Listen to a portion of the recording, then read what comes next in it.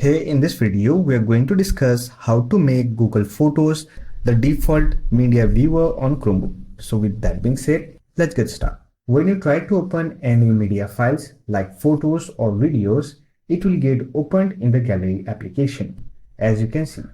However, if you want to open it on Google Photos application, then you can simply do so. For that, first of all, you have to install Google Photos application. I already have a video on it, so I'll provide the video link in the I button, or you will get the video link in the description box. Once you have installed Google Photos, simply select your media file, right click on it, then click on open with. Now here select change default and simply select Google Photo application.